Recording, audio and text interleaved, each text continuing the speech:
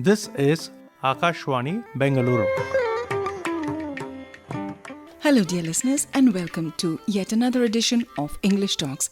This evening, our special guest is Ramya Srinidhi. Over to Ramya Srinidhi. Hello everyone, I'm Ramya Srinidhi and I'm very happy to be here. I'm a storyteller, a professional storyteller, an educator, a theatre performer. I have done my post-graduation in psychology and I tell stories to children, I tell stories to all age groups. And I enjoy telling stories. I come from a theatre background and it comes naturally to me and I love to tell stories as a performance. We usually associate storytelling with children and grandmothers. You say you tell stories to all age groups. How do adults take to storytelling? What kind of stories do they enjoy? What kind of stories are they looking for? What kind of stories do you want to tell them? I think we are all hardwired for stories. We are all made up of stories. We like gossip, yes.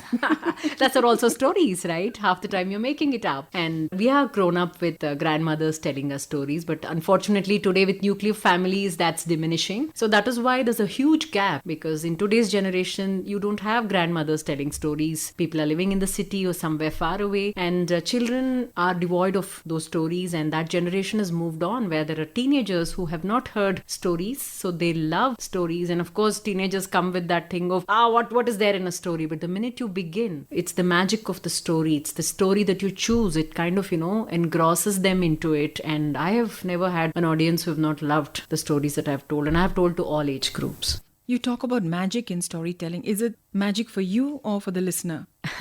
That's a very good question. Stories do have magic in them. They have magic for the teller. They have magic for the listener. Because when I tell the story, I need to first read the story. I need to enjoy the story. I need to like the story. And I need to believe in that story for me to tell my audience in a very convincing way. When it has already done that magic for me, when I tell my audience, it is immediately, it's transferred. They go back with that wow feeling because it has done something. It has just touched that particular nerve and done something to my audience, which is very magical. And I enjoy telling stories because stories have a hidden treasure in them. A treasure that is unique for each person who listens to it, and it can create magic for all of you. I love to tell all kinds of stories to all age groups, and stories are fun. So let me tell you a story now. This is a story that I have picked up from a folk tale. It is called The Story of a Story and Song. Interesting, isn't it?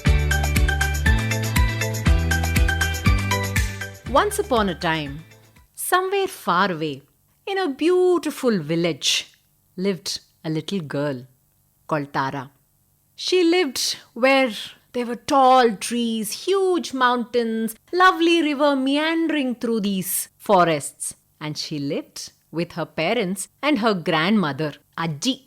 Well, Ajji was always clad in a 9-yard sari, tucked to perfection with beautiful flowers in her hair, lovely bindi, glass bangles, and a big smile on her face always. And Tara loved her Ajji. Every day morning, when Ajji used to comb Tara's hair, she would sing a song to her. Kokko koli, belagaitu yeli, amba karuve, halu kudiyalu baruve, meow meow bekke, kaddu halu nekke, chon chon iliye, mahadi inda iliye, bow bow nai, saaku muchu bai. Ajji used to tell her about all the animals that lived in their farm, and Tara used to love listening to this song. Well, the rest of the day, everything that Tara did, be it going to school, be it doing her homework, singing, dancing, she would always be humming this song. Well, at night, when she had finished all her chores, she would run to Ajji and sleep on Ajji's lap. Ajji would pat her hair and tell her a story. Putta, ಒಂದಾನೊಂದು ಕಾಲದಲ್ಲಿ once upon a time, there lived a great king. The minute Ajji started the story, Tara would close her eyes and escape into this magical land of imagination where there would be knights and queens and horses and what all and what not. And she would fall asleep. Every single day, her day started with songs and stories. Well, many years passed and Ajji was no more. Now Tara had grown up and her parents wanted to get her married. They found a suitable boy from the neighboring village and they got Tara married. Today was the day when Tara had to go to her husband's house. Tara, Magle, come here, called her father. Look, my dear daughter, no more singing, dancing, and all this nonsense in your husband's house, okay? You are supposed to bring respect to our family and the husband's family. Do you understand, my dear? Appa, no singing, no dancing. No, said the father. Illa Magle, you see, you need to be very well groomed, well mannered. You know what I'm talking, right? So when you go to your husband's house, they may not appreciate all this singing, dancing, stories. Idella beda Magle. Don't do all this, okay? Said the mother. Well groomed, well mannered. Aitamma, okay, said Tara. Tara sat in the bullock cart and as it moved away, she looked back at her village, her friends, those trees, the places that she played, and she bid goodbye to all of that when she went to her husband's house. Well, the next day morning, Tara woke up. She went into the kitchen. She wanted to make a cup of coffee, and as she looked outside the window, there was a rooster sitting right on the fence and it was going co-co-co-co. And Tara remembered the song, co-co-co-co. Oh my God. Remember what Appa said? No singing. Tara swallowed the song deep into her throat and said, I'm not supposed to sing anymore. And that was the last time you heard Tara singing. Well, that night when she went to bed, she looked out of the window and she was like, once upon a time, and then next to her was her husband snoring. She didn't want to tell the story and disturb him and remember what Amma had told. Well-mannered, well-behaved, well-groomed. Tara swallowed the story deep inside her throat. And that was the last time you heard Tara ever talk about a story. Well, many days passed and Tara never sang or told that story. The song and the story were getting very upset inside Tara's stomach and they wanted to take revenge on her.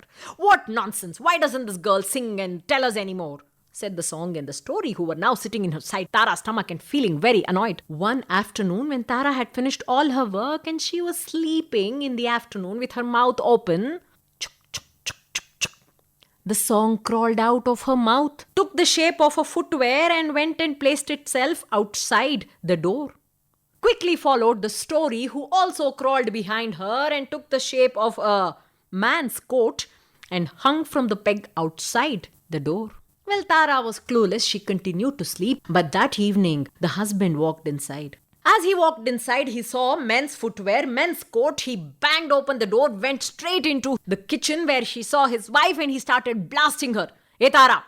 Who has been visiting you? What nonsense is this? Whose chappal is that? Blah, blah, blah. And he went on and poor Tara was clueless. She was trying to explain herself. She said she has no clue. But he did not believe her. Tears rolled down Tara's eyes, but the husband said, all right, I'm not going to sleep in this house anymore. And he picked up his pillow and his blanket and walked straight to the Hanuman's temple in the village. He put his pillow and blanket and just lied down there. Well, in that village, there was a practice. All the flames from every single house would come and assemble at the Hanuman temple once they were put off. Well, all the flames had assembled except one. That last flame came in late and all the flames were waiting because that was their usual meeting time and they would sit and gossip and talk about all the houses. He said, Re, why have you come so late?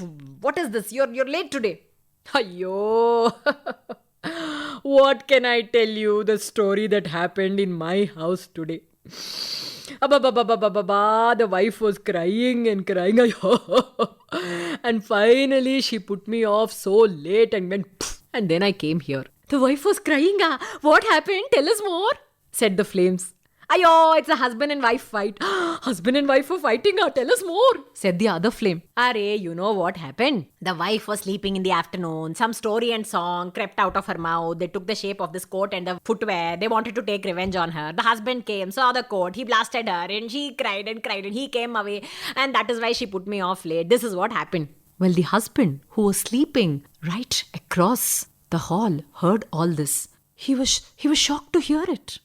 That's exactly what had happened in his house. He immediately picked his pillow and his blanket, went straight to the house, and opened the door and found his beautiful wife Tara lying down in a pool of tears, unaware of what was going on. He placed his hand gently on her head and said, Tara, do you know a song and a story? Tara was shocked. She got up. She was almost trembling. She said, what story? What song? I don't know anything. What are you talking about? No. Calm down, my dear. Do you know a song and a story which you always used to sing and tell? At that point, Tara mustered a little bit of courage at the kind voice of her husband, and she said, That's right. My grandmother always used to tell me a song. I have always grown up telling the story. In that case, my dear, let me listen to that story. Tell me that song, said the husband. Tara was overjoyed. She had no words to her joy. Are you sure? You're not mad at me? You're not angry? He said, No, I want to listen to you, my dear.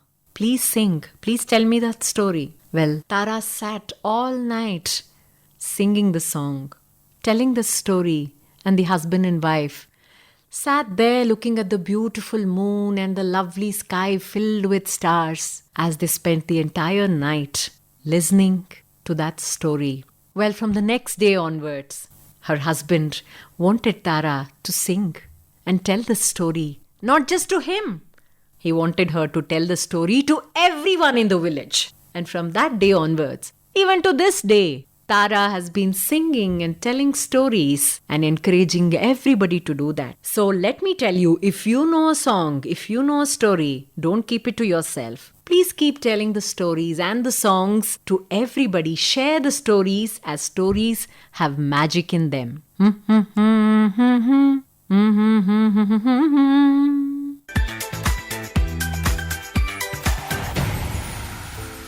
And dear listeners, that brings us to the end of this edition of English Talks. With us was Ramya Srinidhi. We hope you enjoyed this edition. Till next time, I'm Rosalind Matthew signing off. Bye-bye and take care. This was a presentation of Akashwani Bengaluru.